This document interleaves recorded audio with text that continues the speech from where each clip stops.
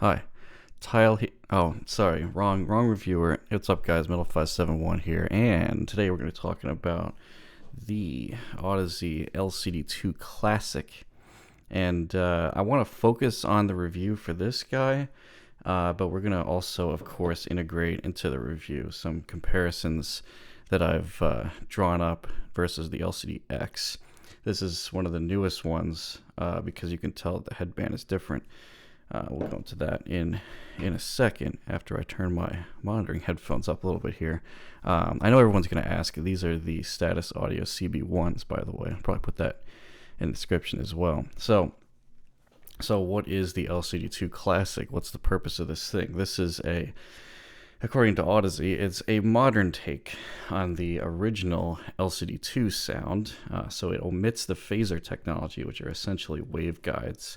As I understand it, inside wow, you can't even see it. The ear cup is huge inside the ear cup, and they go along the magnets and kind of shape the sound. And it has some advantages. Generally, from what I've read, phasers are really designed to increase the sound stage, at better imaging. They also improved on the neutrality of the headphone, made it a little bit brighter, and there was a slight drop in the bass, very, very low sub bass on some of the measurements you'll see on inner fidelity. I swear I'm not Tile. As a result of the phasers when those were introduced quite a few years ago. But so this omits the phasers, which I guess saves them some money, and as a result, this headphone's a little darker. I'm not sure if that's exactly just because they removed the phasers or if they've also tuned it to try to harken back to the original LCD-2 sound, but that is essentially the result. Also, there's no wood on this. We've got crystal infused nylon instead for the rings. So normally LCD-2s and LCD-3s are available with the choice of woods for the rings around here, and these don't have that. But I'm getting ahead of myself because the LCD-X, by comparison, is an easier to drive alternative that they originally introduced, again, quite a few years ago. It's been through some revisions, like the 2016 driver revision, and it does feature the phaser technology, and it has a diaphragm that's easier to drive than the LCD-2. So this became kind of a favorite for sound engineers. I'm not 100% sure why, as I'll talk about more in the sound section. But that's the LCD-X. And since the person wanted a shout out, this is a pair owned by Audeze. Thank you for sending these in. If you'd like to send me any headphones, please go to my About section on my YouTube profile and take a look at the business email there and let me know what you're sending, and I'll let you know when or if I'm interested in it. And the LCD-2 Classic I bought actually myself. Audeze was running a sale on these a couple weeks ago or something. I think it was 20% off, so I snagged one, and man, that's a good price. It's a good price. Spoilers. So build quality, actually Joshua Valor recently reviewed these headphones, and his take on the build quality I completely agree with. Actually, the build quality is pretty much fantastic throughout the entire LCD line. They're all built with these metal yokes. They're all built with good quality materials everywhere pretty much, and the nice thing is this new spring steel headband with a perforated top here, which is a much better way of distributing the pressure of the headphone, because these do weigh quite a bit more than many dynamic headphones. For example, this one, the LCD-2 Classic, actually weighs 550 grams on my scale. The LCD-X weighs 680 grams. It's pretty heavy. This is without the cable, and what you see here I'm holding is what I weighed. And my HD800 only weighs 372 grams, quite a lot lighter. So You do get some of that weight, of course, because these are planar magnetic headphones. They have large magnets, and that is obviously heavy. But of course, the premium materials are great. I think the crystal infused nylon feels really nice, even though it looks sort of cheap. It's not really. It's a good material. I'm not exactly sure why they decided to go with this material in particular, but I like the all black, matte black everything. I'm totally on that MKBHD crew, on matte black everything. So I love the aesthetics of both of these headphones. In fact, it's actually kind of hard to tell them apart, unless you read the side. This is the 2C and this is the LCD-X. But one of the giveaways is the pads on this one are synthetic leather, and I think the headband is also synthetic leather. But on this LCD-X, I'm sure they still have available synthetic pads for both of these. But this LCD-X comes with real leather pads, and a real leather headband is what it looks like. So, there's some options there, but this is the default option for the LCD-2 Classic. I believe it's only available with synthetic leather materials, but it works really well. Audeze's LCDs have been refined over the years on comfort. I'm glad that they switched to this new headband because the old one was a lot less comfortable. But if you're not used to these kind of headphones, you probably should. And I mean, Audeze has a return policy, so you can still return them if you buy them new, and they don't get along with you in terms of comfort. But they are heavy. They are heavy, as I said, and if you're not used to this kind of thing, wearing them over a long period of time may make your neck ache slightly. I have not had any issues, honestly, wearing pretty heavy headphones, and these things are about as heavy as a headphone I've worn, maybe other than the DT 1990. But, just something to keep in mind. And the LCD-2 Classic in particular is lighter than some of the other LCDs, probably most of them. So that does, help a little bit on the weight side of things. So as far as accessories go with this, the LCD-2 Classic comes with this fairly standard mini XLRs to 1/4 inch cable. These are not branded mini XLR adapter or mini XLR connectors on this cable.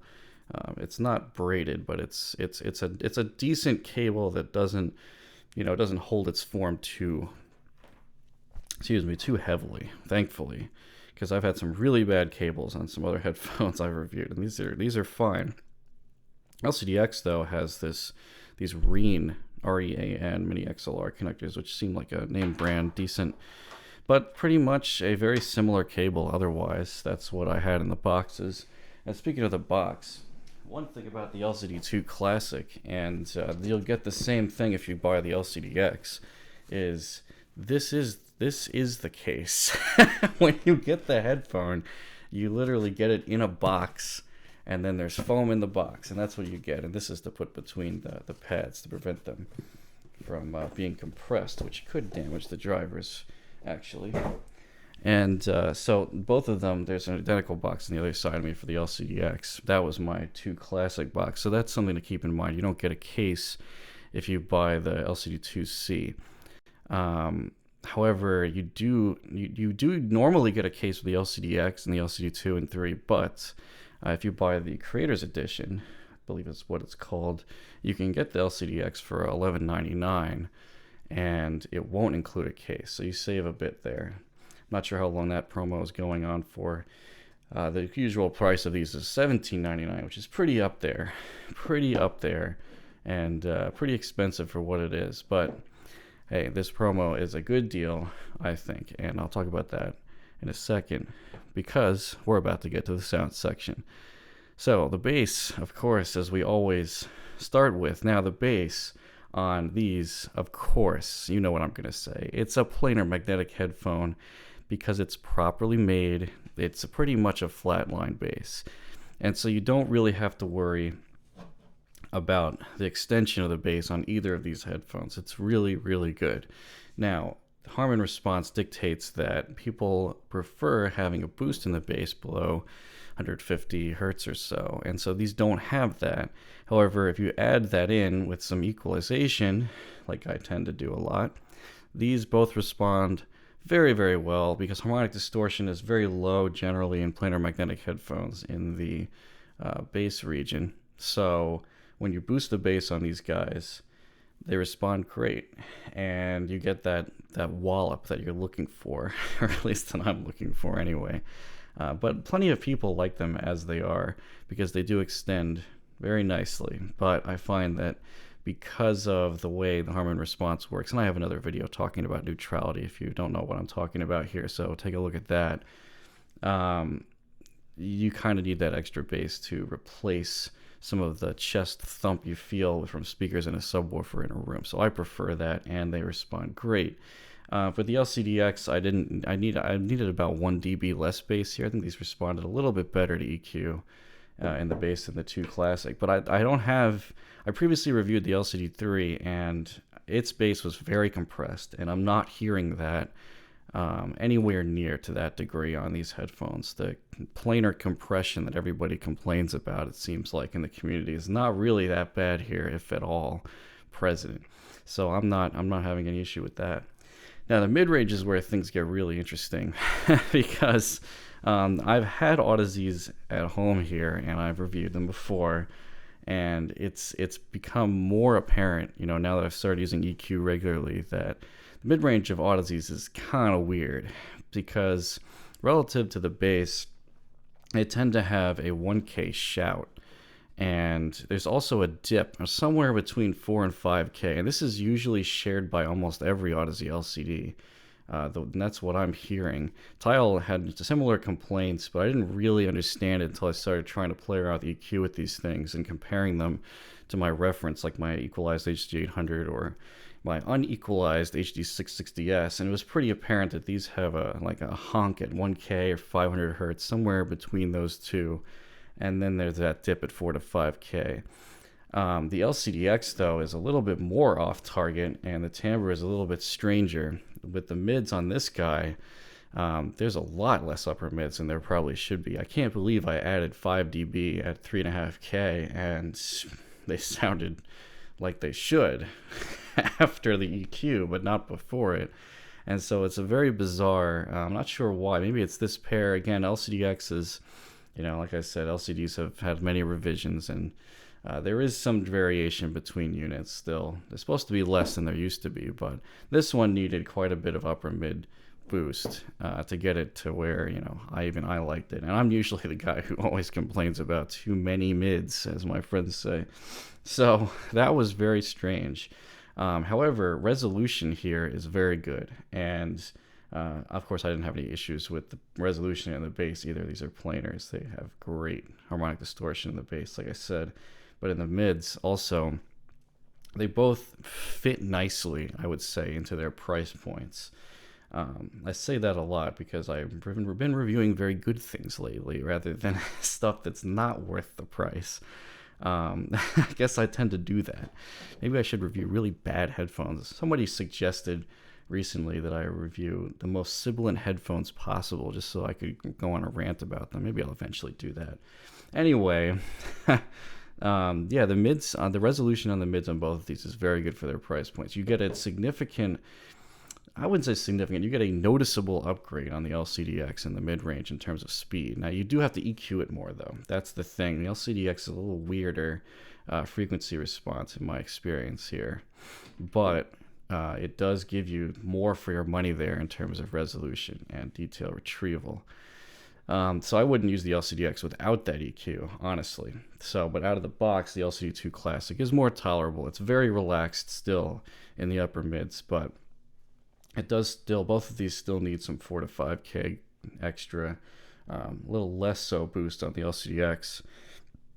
But at 3.5K, the usual upper mid spot that headphones are supposed to have a peak at on the raw response, the LCD-X is really lacking volume there. I'm not sure why. Maybe it's just this pair. But the resolution is still where it's supposed to be, thankfully, for the price. So not bad. Just different, very different. So treble then. Again, this is a difficult part for planers. I've been reading Interfidelity for a long time, well, before Tal retired, and he's gone on many a rant on how difficult it is to get treble to a good place for planers. So Audeze has done a lot to alleviate that in both of these. However, I'm still finding my typical peaks are still floating around here. The LCD-2C still has peaks at 6K. This one has a little bit of one at 10K. The one that Tile Measure doesn't seem to have a 10K peak on it. This one does. But they're pretty minor. And overall, the treble is real dark on the LCD-2 Classic. As everybody is saying, it's true. However, I really don't mind it. You guys know me. I love warm headphones. And so I think the detail retrieval here, again, it's a couple steps behind the LCD-X and the treble. But it's also a quieter, more subdued treble. But it's not really free of peaks, though. I still have some issues. Because it's so dark overall, the peaks actually are even more apparent on some of these, so I had to still EQ it. Now, the better thing to do would probably be to fill in the treble rather than to equalize the peaks out to fill in and look at it as dips. And that's kind of what Audeze's Reveal EQ attempted to do, but I don't know. It kind of just threw off the timbre a little bit too much, and I ended up using my own EQ anyway, which of course I provided in the description again, as I usually do. So I didn't mind the darker treble, so I EQ'd that down. Now again, good resolution for the price here, but the LCD-X, oh man, handily beating that at its price point of $11.99 without the case on this special. Good value still, I think. It's that good. It's very, very clean for around $1,000, and it's also a bit brighter, quite a bit brighter actually. This might be the brightest LCD, but it's still not that bright at all. It's more of a fact that you get a lot more elevation above 10K with the LCD-X that makes it sound brighter, and it frankly is. And so as a result, I put a little shelf on it to bring it down a little bit, 2 dB really, above 10K. And I heard a little bit of a 6K peak on this one also, which I removed. EQ on Audeze's is definitely something that I can tell you exactly what I did to this pair, but honestly, I probably would need your pair here in my hands and listening to it to give you an accurate EQ for your pair, because they do vary a little bit, probably enough to make my EQ not universally applicable. So it's just something to keep in mind. And once again, the LCD-X, it's airy, it's got that sheen above 10K, has a little bit of a 6K peak on this one. Maybe a little bit of 10K too. So does the LCD-2 Classic, but the 2 Classic's overall treble level is quite a lot lower. And some people will not like that at all, really. I feel like the majority of audiophiles would gravitate more toward the LCD-X's tone, even though it's still on the dark side. It's not quite as dark as some of the Audeze's. So that's where that is in the treble. And the soundstage, again, the LCD-X has a clear advantage here. I compare these back and forth multiple times, as I always do before I make a video like this, and there was no contest. The LCD-X had a wider soundstage, it had better imaging, but that does the 2C. I think I'll give it more credit than I think people are giving it. It is a sort of an intimate presentation compared to other open headphones. Obviously, neither of these are even close to the HD800, I'll tell you that. LCD-X comes a little closer, but yeah, putting these on was obvious. HD800 is still the king here. These are not going to dethrone it, but the 2C does have some decent imaging qualities. I was actually impressed by it, especially when I first put it on. It was not bad. But again, yeah, the LCD-X still has a beat there as well. For isolation, yeah, these are both completely open headphones. Don't use these in public. You look like an idiot anyway. Yeah, so you definitely need a quiet room for these two. They leak a lot. They're going to bug anybody who's around quite a bit. So there's no isolation here. For genre pairing, this one's tough because especially if people are going to be using these without EQ. I don't really know what the target is anymore with these, but generally speaking, both of these headphones are darker.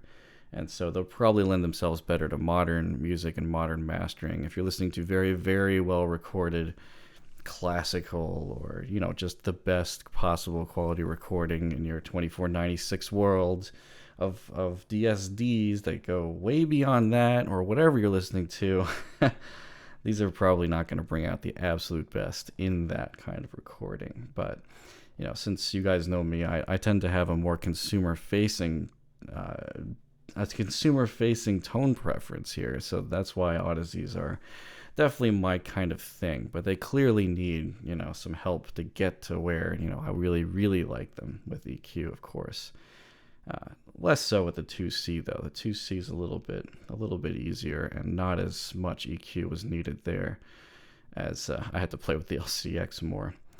For amp needs, it's so no, the LCD-X is not that easy to drive, actually, and I was a little surprised. Everyone is like, oh yeah, it'll run off any phone. Nah, not so much.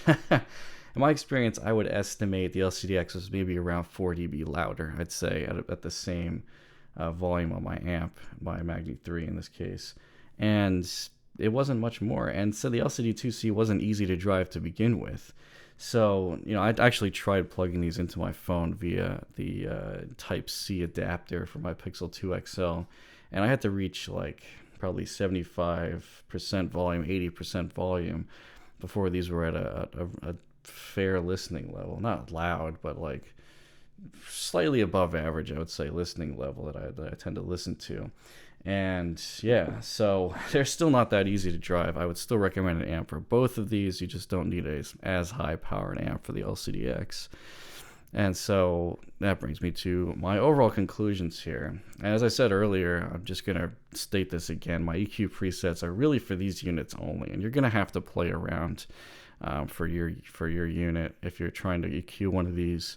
It seems like there is still some Audeze variation out there. I've heard 3 different LCD-Xs. 2 of them were very clean, just like this pair is, and one of them was awful. It was really grainy, a lot grainier than this LCD-2C. Very, very weird.